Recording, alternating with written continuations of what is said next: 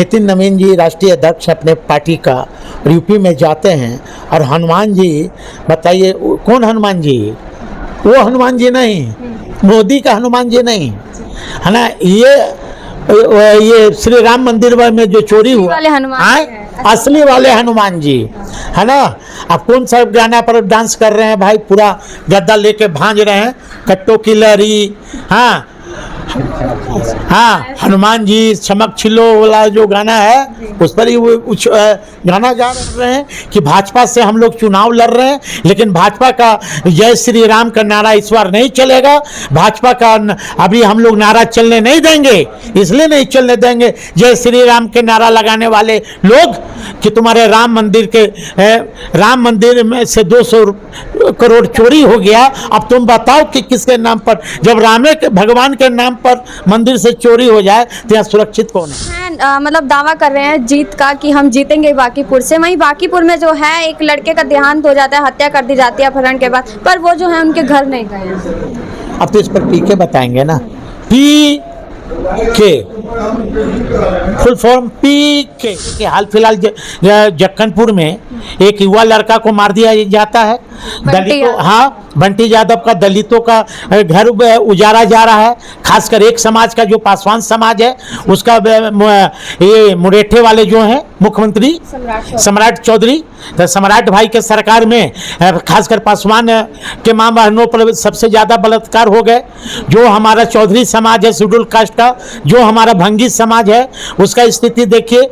शराब के नाम पर अभी सबसे ज़्यादा यदि जेल के सलाखों के पीछे यदि कोई बंद है बिहार में तो सबसे ज़्यादा है शेड्यूल कास्ट के लोग। तो ये देखिए अभी मेरी मौजूदगी जो है आरजेडी कार्यालय में, और आरजेडी कार्यालय में जो है हम साधु पासवान के पास आए हैं उनसे बातचीत करने के लिए। बांकीपुर उपचुनाव है, सर से जानेंगे उनका क्या कुछ कहना है। सर कैसे देख रहे हैं आप? देखिए बांकीपुर उपचुनाव हो रहे हैं और जो वर्तमान में जो विधायक थे वो भारतीय जनता पार्टी के थे और अभी वो राष्ट्रीय अध्यक्ष भारतीय जनता पार्टी के हैं नितिन नवीन जी। और आपने देखा होगा सभी उम्मीदवारों का नामांकन करीब करीब हो गया है और हमारी भी पार्टी राष्ट्रीय जनता दल के उम्मीदवार रेखा गुप्ता जी हैं और बीजेपी के उम्मीदवार भी हैं, कई और निर्दलीय भी खड़े हैं। लेकिन बीजेपी का जो उम्मीदवार है आपने देखा होगा और बिहार की जनता ने देखी होगी किस तरह उम्मीदवार को बदला गया। तो कहीं ना कहीं भारतीय जनता पार्टी के शीर्ष नेतृत्व में और बिहार के नेतृत्व में कमियां हैं। अंदर अंदर लोग दम घुट रहे हैं क्योंकि उम्मीदवार कुछ लोग का मन पसंदा है, कुछ लोगों का मन पसंदा नहीं है। आपने देखा होगा कि राष्ट्रीय अध्यक्ष श्री नितिन नवीन जी का जो उम्मीदवार उनका था अभिषेक, उनका वापस ले लिया गया। और आपने देखा होगा कि नितिन नवीन जी का बधाई भी इस उम्मीदवार को 5 दिन के बाद मिला। तो कहीं ना कहीं भारतीय जनता पार्टी में ठीक ठाक नहीं है। अच्छा सर, क्या लगता है भारतीय जनता पार्टी को कहीं ना कहीं डर था अपने कैंडिडेट के हारने का? देखिए सुनने को मुझे मिल रहा है कि जो पूर्व में जो भारतीय जनता पार्टी उम्मीदवार खड़ी की, क्योंकि वो तो उनका मामला है, वो किसे उम्मीदवार बनाते हैं उससे हमें कोई टिप्पणी नहीं करना। लेकिन भाजपा का इस बार स्थिति बहुत दयनीय रहेगा। उसका कई कारण है कि जिस तरह आम चुनाव में देश के प्रधानमंत्री जी ने लॉलीपॉप दिखाया युवाओं को कि करोड़ों में नौकरी दूंगा, उसका तो युवा वर्ग अभी गुस्सा में है। युवा काफ़ी भारतीय जनता पार्टी से नाराज है, कहीं भी नौकरी मिल नहीं रहा है। देख रहे हैं परीक्षा का जो सब क्वेश्चन पेपर लीक हो जा रहा है, युवाओं का जिंदगी अंधकार में है ना। तीसरी बात है कि ये लोग भाजपा के लोग राम मंदिर के नाम पर वोट मांगते हैं, धर्म के नाम पर वोट मांगते हैं। आपने देखा होगा हमारा पड़ोसी राज्य यूपी, जहाँ राम मंदिर के नाम पर 200 करोड़ रुपया चंदा चोरी हो गए। और वहाँ भाजपा की सरकार है, उस पर अभी तक कोई भी भाजपा के शीर्ष नेतृत्व का अभी तक कोई जवाब सवाल नहीं आया। बहुत कई मामला है। महिलाओं के प्रति यहाँ पर यहाँ बीजेपी की सरकार है। आप देखे होंगे कि हाल फिलहाल जक्कनपुर में एक युवा लड़का को मार दिया जाता है। बंटी यादव का दलितों का घर उजाड़ा जा रहा है। खासकर एक समाज का जो पासवान समाज है उसका, ये मुरेठे वाले जो हैं मुख्यमंत्री सम्राट चौधरी, तो सम्राट भाई के सरकार में खासकर पासवान के मामलों पर सबसे ज़्यादा बलात्कार हो गए। जो हमारा चौधरी समाज है शेड्यूल कास्ट का, जो हमारा भंगी समाज है, उसका स्थिति देखिए। शराब के नाम पर अभी सबसे ज़्यादा यदि जेल के सलाखों के पीछे यदि कोई बंद है बिहार में तो सबसे ज़्यादा है शेड्यूल कास्ट के लोग। तो ये सब तो हम लोग मुद्दा रखेंगे। अब महिलाओं के प्रति आप देख लीजिए, हॉस्टल में खुलेआम लड़कियों को जो हॉस्टल में जो लड़की रह रही हैं, इसी सरकार में नीट छात्रा कांड, हाँ नीट छात्रा कांड हुआ। इनके बीजेपी की सरकार में सबसे ज़्यादा अत्याचार यदि सबसे ज़्यादा हुआ है तो महिलाओं पर हुआ, युवतियों पर हुआ है। इसलिए और यहाँ का देख लीजिए ना, बारिश हुई 1-2 दिन में, क्या हुआ हाल। इसलिए बीजेपी में कुछ ठीक नहीं चल रहा है। हम लोग को मुस्तैदी से लड़ना है। हम लोग ये जान रहे हैं कि भाजपा से हम लोग चुनाव लड़ रहे हैं, लेकिन भाजपा का जय श्री राम का नारा इस बार नहीं चलेगा। भाजपा का अभी हम लोग नारा चलने नहीं देंगे। इसलिए नहीं चलने देंगे जय श्री राम के नारा लगाने वाले लोग कि तुम्हारे राम मंदिर में से 200 करोड़ चोरी हो गया। अब तुम बताओ कि किसके नाम पर, जब भगवान के नाम पर मंदिर से चोरी हो जाए तो यहाँ सुरक्षित कौन है। अच्छा सर, नितिन नवीन जो अपनी रैली में हनुमान जी को नचाते हैं, ये दुर्भाग्यपूर्ण है। ये दुर्भाग्यपूर्ण है ना।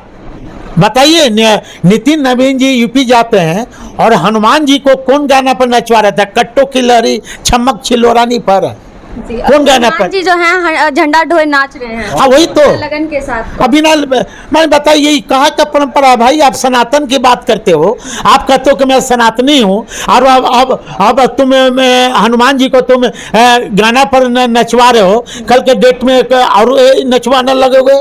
ये सब सनातनी नहीं है। ये लोग बहुरूपिया लोग हैं। पूछिए ना नितिन नवीन जी से, भटपैया लोगों से, कि लोग सनातन की बात करता है ना।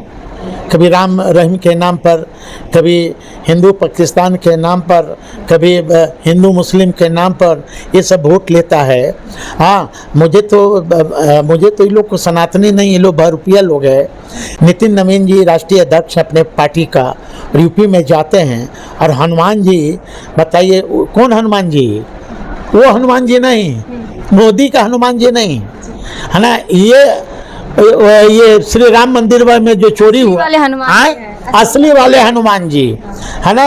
अब कौन सा गाना पर डांस कर रहे हैं भाई? पूरा गद्दा लेके भांज रहे हैं, कट्टो की लहरी, हाँ हनुमान जी चमक छिलो वाला जो गाना है उस पर ही वो गाना गा रहे हैं। इसलिए लोग सनातनी लोग नहीं है, ये लोग बहुरूपिया लोग हैं। इन लोग का यही काम है, कभी हिंदुस्तान पाकिस्तान के नाम पर, कभी राम रहीम के नाम पर, कभी कुछ के नाम पर वोट मांगता है। इस बार उपचुनाव बांकीपुर में हो रहे हैं, अभी लोग को पता चल जाएगा। अच्छा सर, क्या लगता है ये बांकीपुर का चुनाव है तो आपके आरजेडी से भी रेखा गुप्ता जी हैं, तो क्या लगता है कौन जीतेगा वहाँ से? देखिए, रेखा गुप्ता जी हमारे उम्मीदवार पिछले बार भी रही हैं और अच्छा वोट उन्हें आया था। अभी हमने कहीं देख रहा था कि 1-2 उम्मीदवारों का कैंसिल हुआ है शायद नॉमिनेशन, है ना। और यहाँ पीके नहीं चलेगा ना, पीके प्रशांत किशोर जी का भीड़ उमड़वा रहे हैं कि जीतेंगे पक्का। भीड़, राजनीतिक में 3 तरह के लोग आते हैं आजकल का जो राजनीतिक है।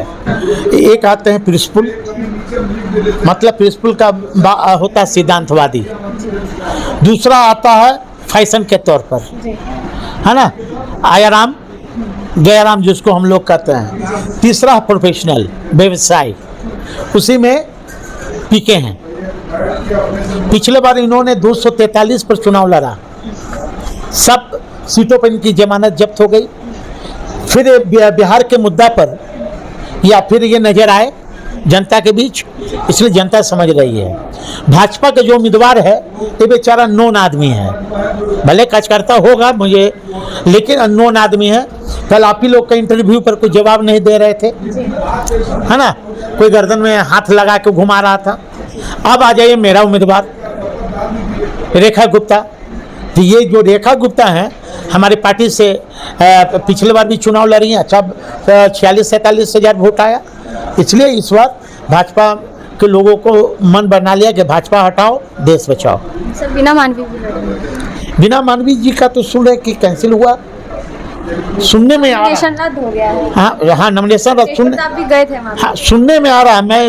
मैं पुष्टि नहीं करता हूँ, है ना, मैं पुष्टि नहीं कर रहा हूँ। अच्छा सर, कल जो है गिरफ्तार हो गई थी और शाम को कुछ घंटे बाद जो है रिहा भी हो गई, क्या पॉलिटिकल ड्रामा है? देखिए तो भाजपा का तो जानते ही हैं, ईडी है, सीबीआई है, तो क्या है ये सब तो खैर, है ना। अच्छा सर, पीके जो है मतलब दावा कर रहे हैं जीत का कि हम जीतेंगे बांकीपुर से। वहीं बांकीपुर में जो है एक लड़के का देहांत हो जाता है, हत्या कर दी जाती है अपहरण के बाद, पर वो जो है उनके घर नहीं गए। अब तो इस पर पीके बताएंगे ना, पी के फुल फॉर्म पी के, है ना, बस। सर सुबह उस घर पे जो है रामकृपाल यादव जी भी गए और पप्पू यादव जी जाना चाहिए, अब नहीं गए तब तो वो बताएंगे, वो बताएंगे। देह व्यापार के खिलाफ आवाज उठाई थी, क्या ये देह व्यापार कभी बंद होगा? अब मुनेठा वाले से पूछिए ना कि जो ओथ लिए थे तो क्या बोले थे कि जितना क्रिमिनल है सब नेपाल भाग जाओ, लेकिन अभी तक 2 से 3 दिन हो गए। एआई से हरा गमछा ढूंढने में लगे। हाँ तो वो अभी 3 दिन हो गए, काहे नहीं अरेस्ट हुआ? हैं, खाली गरीब आदमी का घर उजाड़ेंगे? हैं, बहुत बहुत धन्यवाद। देखिए हमारे साथ साधु पासवान जी थे, आरजेडी के नेता हैं। क्या कुछ का आपने सुना, बाकी आपकी क्या राय है कमेंट बॉक्स में जरूर बताइएगा। बहुत बहुत धन्यवाद।